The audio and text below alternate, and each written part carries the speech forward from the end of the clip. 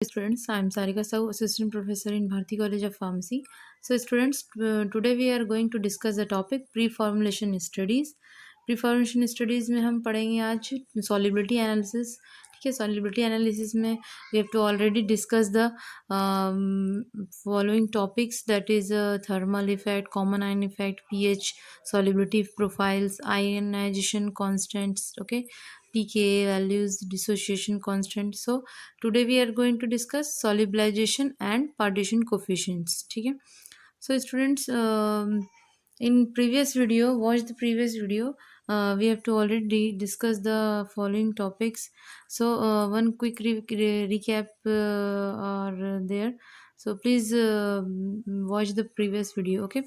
So हमने last videos में discuss किया था फिजियोकेमिकल प्रॉपर्टीज़ जो हैं, तो उसमें हमने 4 कैरेक्टरिस्टिक्स जो है वो we have to studies. First one is organoleptic characteristics, color, order, texture, taste, fractures, okay, and structures. Okay, so in second one is bulk characteristics, okay, crystallinity, polymorphisms, hygroscopicity, fine particle characterizations, and powder flow properties. Okay, then third one is solubility analysis, so अभी हमने discuss किया.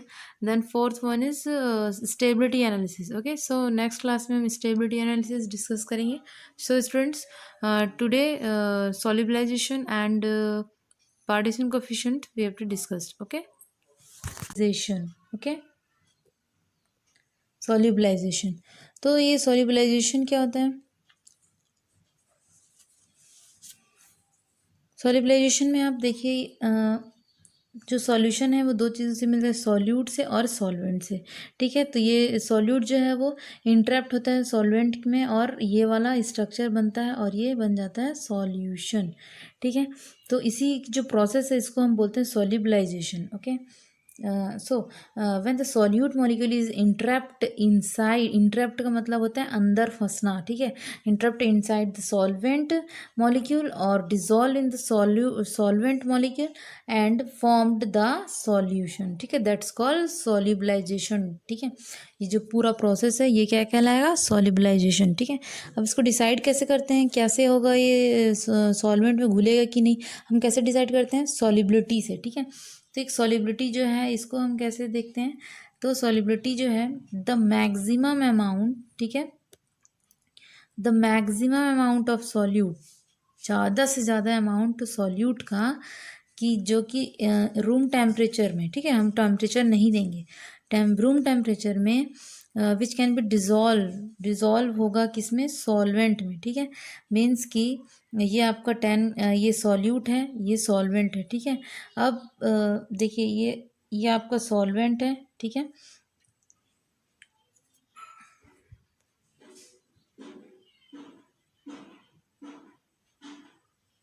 ये आपका solvent है. ठीक है, अब इसमें हमने 10 ग्राम सॉल्यूट ऐड किया.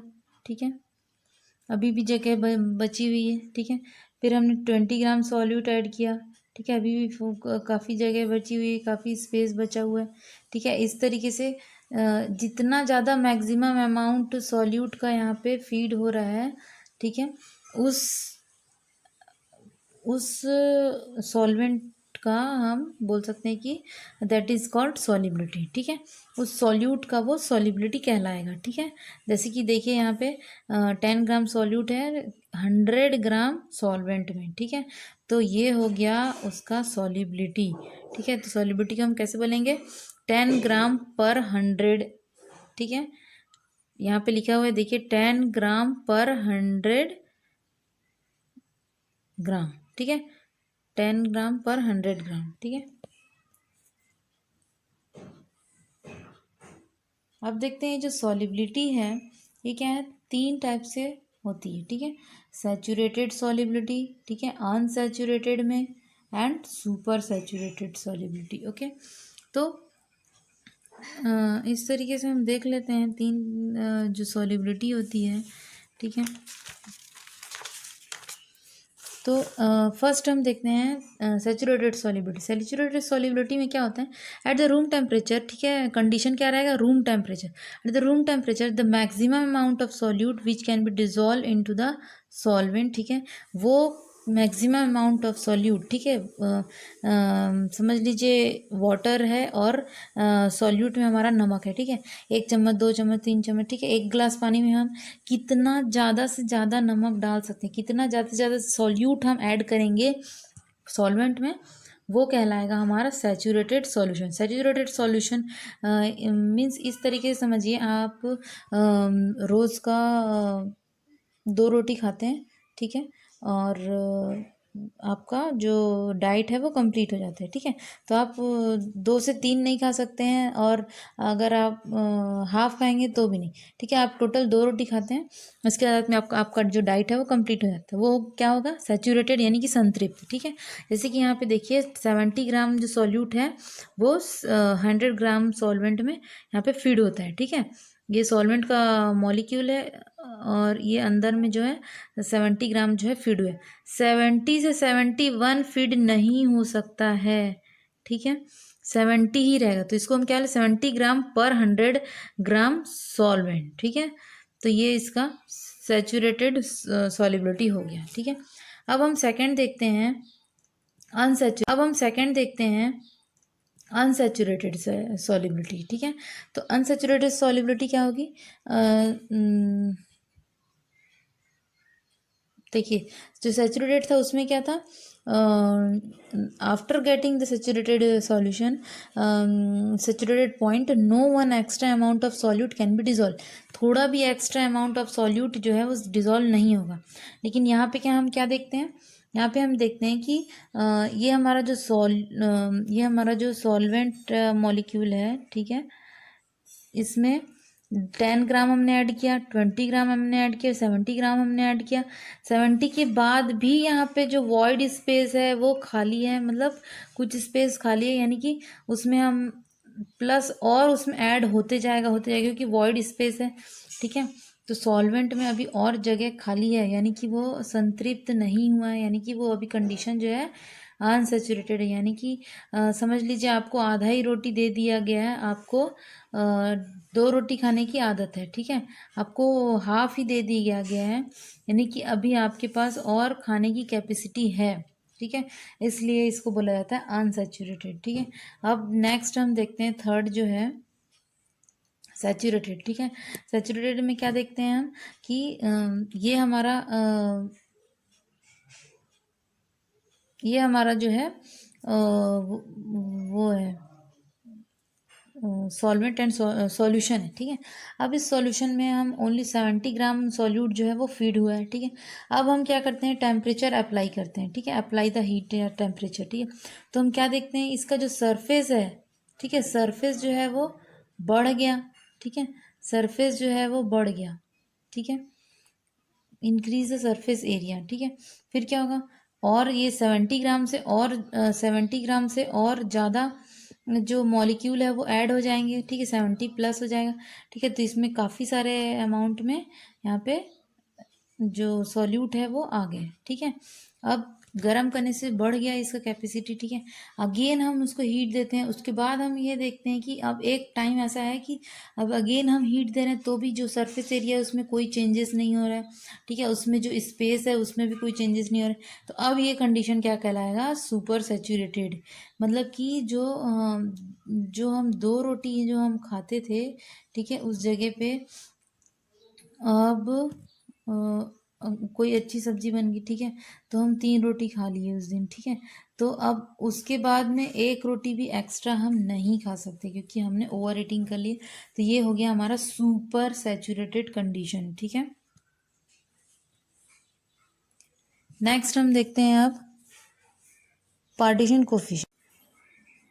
सो पार्टीशन कोफिशिएंट को हम बोल सकते हैं when we find out the actual nature of drug molecule, they are lipophilic in nature and hydrophilic in nature. जब हम जो हमारे ड्रग मॉलिक्यूल है उसका एक्चुअल में नेचर जानने के लिए अगर हम प्रैक्टिकल करते हैं या नेचर जानना है हमको, तो वो लिपोफिलिक है कि हाइड्रोफिलिक है, ये हम पार्टीशन कोफिशिएंट से पता करते हैं, ठीक है।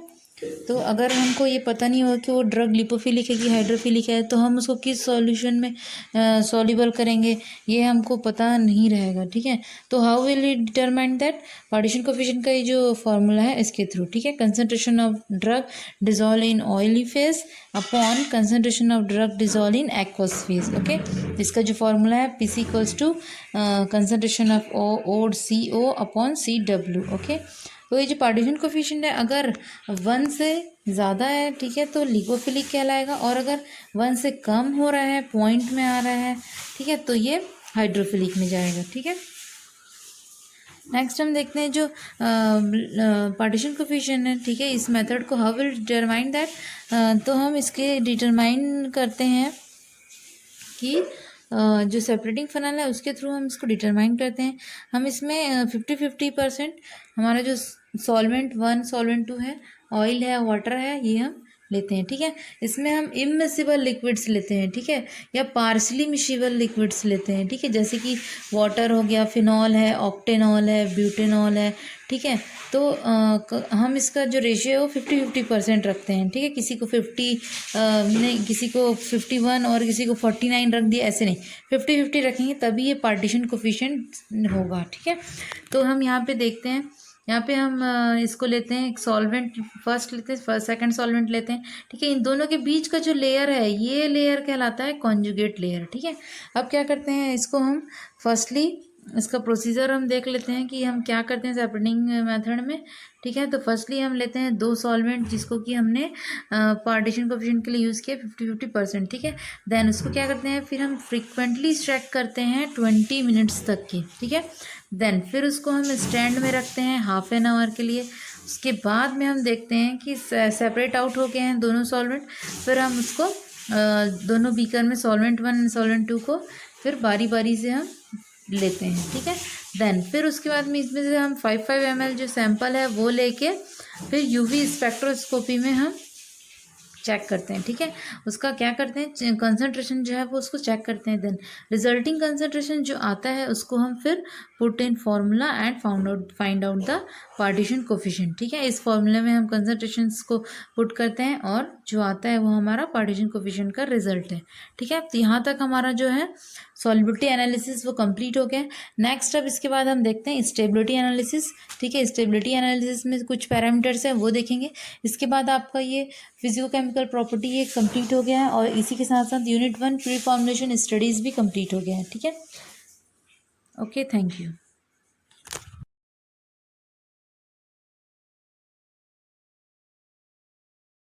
So student, what is dissolution? Okay, so dissolution is a process by which solute dissolves in a solvent to yields a solution. ठीक है, हमको क्या मिलता है, फिर सॉल्यूशन मिलता है। ठीक है, जो सॉलिड ड्रग जो होते हैं वो हमारे सॉल्यूट में डिज़ोल्व होते हैं, सॉरी सॉल्वेंट में डिज़ोल्व होते हैं।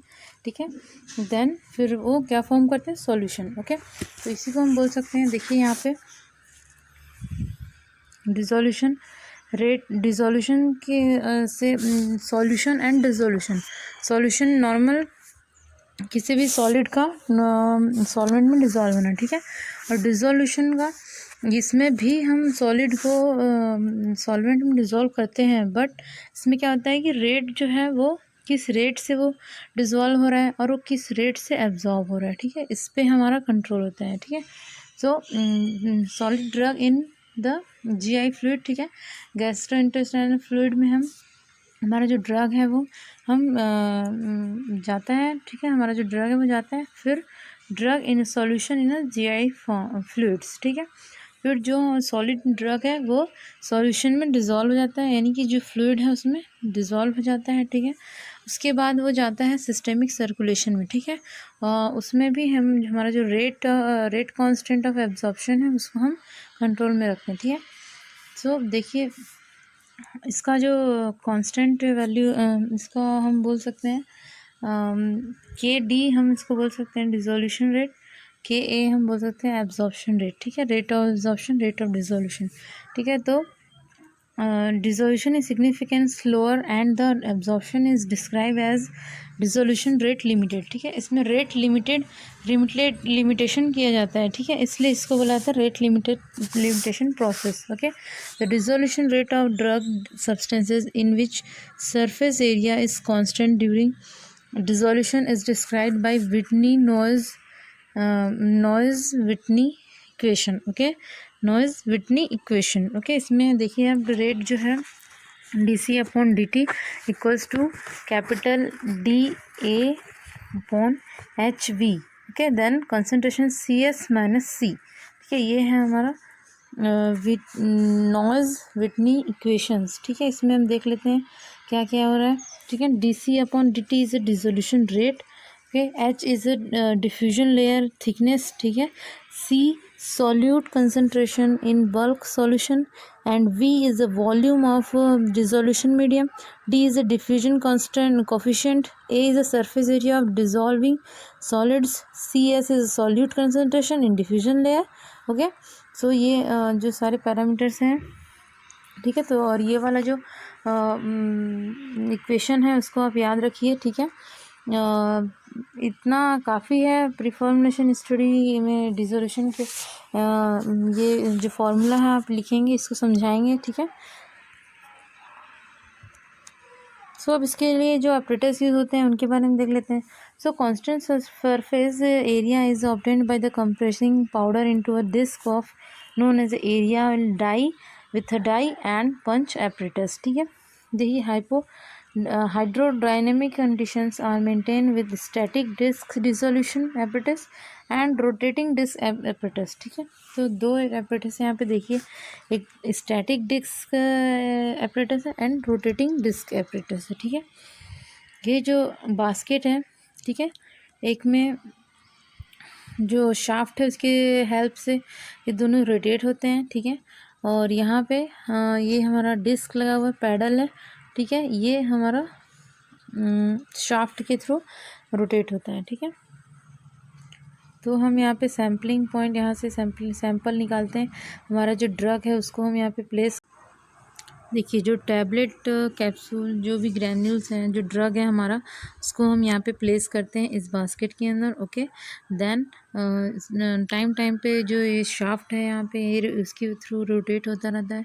ठीक है, तो उसके बाद में हम after interval 10 minutes 5 minutes 20 minutes के इंटरवल में हम यहाँ से सैम्पलिंग करते जाएंगे। ठीक है, देन उसको हम यूवी में चेक करते जाएंगे कितना हमारा ड्रग उसमें डिज़ोल्व हुआ है। Okay, so this is the dissolution process.